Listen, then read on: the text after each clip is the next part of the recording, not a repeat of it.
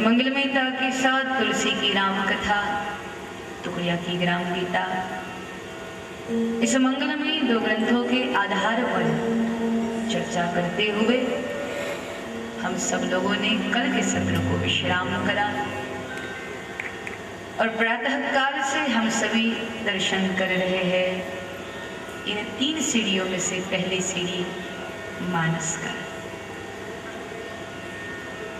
गुरुदेव की जैसे जैसे कृपा है, जैसी जैसी प्रेरणा बरस रही है, उस अनुग्रह के चलते जो स्रोत निकल रहा है उसी के चलते हम लोगों ने प्रातः काल मानस पर चर्चा करी।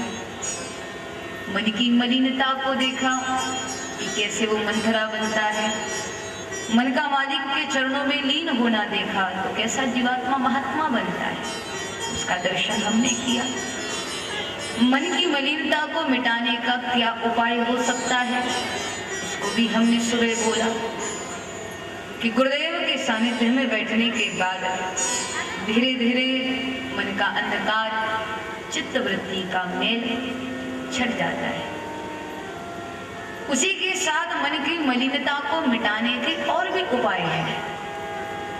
उपाय यह है कि यदि आप मन के मेल को हटाना चाहते हैं, चित्त वृत्ति के दोष को खत्म करना चाहते हैं, मन की चंचलता को मिटा करके मन को अपनी पकड़ में ला करके यदि एकाग्र करना चाहते हैं तो उसका एक उपाय संत महात्मागण हमको बताते हैं।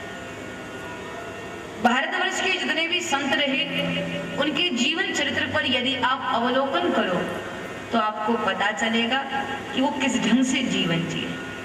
उनके जीवन जीने का ढंग यह था कि वो मन से मालिक का भजन करते थे और शरीर से अन्य शरीरधारियों की सेवा करते थे। यदि मन के चित्तवृत्ति के मन के मेल को मिटाने का एक उपाय है, मन से निरंतर मालिक का भजन करो और शरीर से अन्य शरीरधारियों की सेवा करो। क्योंकि यहाँ मालिक का भजन जवान से चल रहा है और आपके हाथ सेवा के लिए उठ रहे हैं तो ये बहुत बड़ी उपलब्धि है महाराज। नाम जपते रहो आप और शरीर से अन्य दिन दुखियों की, गरीब, असहाय या रोगी व्यक्ति की यदि आप सहायता करते हैं तो ऐसा करते करते भी एक स्थिति ऐसी आ जाती है जब मन का मेल अपने आप खत्म हो जाता है।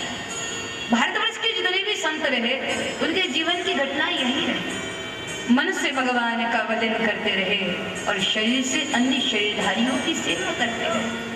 सेवा करते करते भी व्यक्ति के व्यक्तित्व में निखार आता है। किसी ने बड़े प्यारे ढंग से बोला कि जरूरी नहीं कि आप हर समय अपने हाथ में माला पकड़ करके बैठो, जरूरी नहीं कि आप हर समय अपने हाथ में माला पकड़ करके बैठो। वो क्षण भी भक्ति का होता है जब आपके हाथ किसी के सेवा के लिए उठते हैं।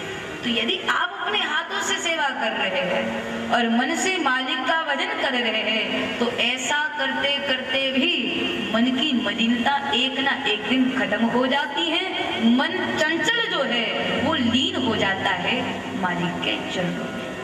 तो एक यह उपाय है कि काम आप करते रहो और जवान से भगवान के नाम को जपते रहो। मन बहुत चंचल है ना, मन बहुत चपल है, एक जगह स्थिर नहीं होता। हम लोग जब कथा में बैठते हैं ना, अब देखो हजारों लोग कथा में बैठते हैं, हजारों लोग कथा में बैठते हैं, पर बात तो तब बनेगी ना जब कथा लोगों में बैठना शुरू हो जाएगी। और बैठती नहीं है क्योंकि लोग इतने चंचल है, तन से कथा में बैठते हैं और मन बाहर घूमता है। हम लोगों की स्थिति ऐसी है, तन स्थिर रहता है और मन भटकता रहता है, जबकि साधुओं की स्थिति यह है, साधुओं का मन स्थिर रहता है और वो तन से भटकते रहते हैं। यदि कोई साधु संकल्प ले ले ना कि एक डेढ़ महीना हमको कहीं जाना ही नहीं है, यही बैठे रहेंगे, यही बैठ करके भजन करेंगे, तो 2 दिन में उनका नियम टूट जाएगा।